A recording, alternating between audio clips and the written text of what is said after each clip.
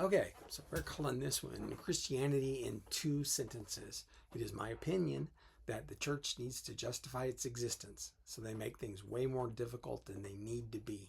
Why do I say that? It's because, if you've ever been confused by anything that you've been told in church, or your pastor, or your youth ministers, or anybody tells you, you don't understand. It's not because of God. 1 Corinthians chapter 14, number 33, they say God is not the author of confusion.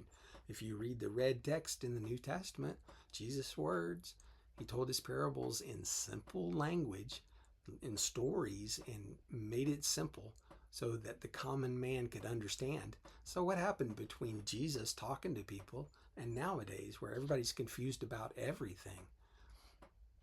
Jesus made it crystal clear in Matthew 22, 36 through 40.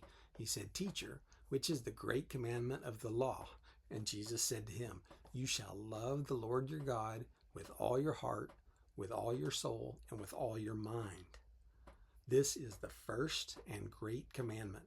And the second is, you shall love your neighbor as yourself. On these 2 commandments hang all the laws of the prophets." Laws and the prophets. Anyway, the point there is that if you love God and you take care of your neighbor, then the rest of that stuff is just, it's piled on. You don't need to do it. Jesus made it super clear that you're justified by faith, not by works. And so you don't have to do all the silly crap that people are telling you. I know that's heretical, but, I'll wear that badge proudly, if it gets guys to, a direct communication with God and just cut out the middleman. And we'll discuss that in a bit here anyway. But wasn't that clear enough for you? Do you need the church to tell you a whole bunch of other stuff when Jesus laid out the law in exactly 2 sentences? If you understood this, would you need to go to church every Sunday or give them your money, tithing and stuff? Boy, that sure is important to the church. Or listen to some pastor telling you what God really wants, what he really meant to say, or what Jesus really meant to say over and over. You can go to the red text and find out yourself what Jesus said. And sometimes you'll be surprised to find that what they said isn't quite what Jesus said, but it's what he meant to say. That's what's truly important. Anyway, St. Augustine said it best: love God and do what you will. If you truly love God, you won't do anything to displease him, right? You don't need to jump through hoops for Jesus. Literally, he told you right there, love God and care for your neighbor, and then do what you need to do. We talk about dating and stuff here.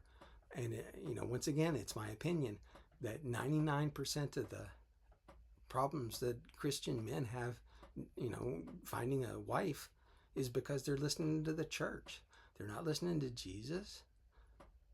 Jesus freed you from those Mosaic laws, those things that were made 2,000 years ago for Jews in Israel. You are not a Jew in Israel.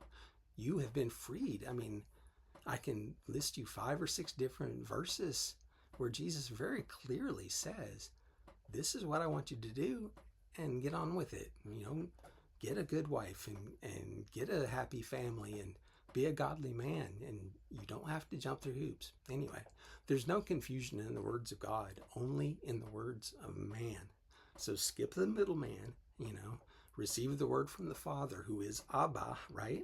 And his son, Jesus. And your life is going to be so much better once you start living your Christian lifestyle like this, I promise. Anyway, so subscribe, follow, share, all the good stuff. And if you want to learn more about what I'm talking about here, next time we're going to start talking about how to heal you from your feminized cultural programming. The church has been taken over by women a long time ago. Society's been taken over by women a long time ago, and all their training has really messed with your head. And so we're going to start working on that. Anyway, so check back in next video. Take it easy.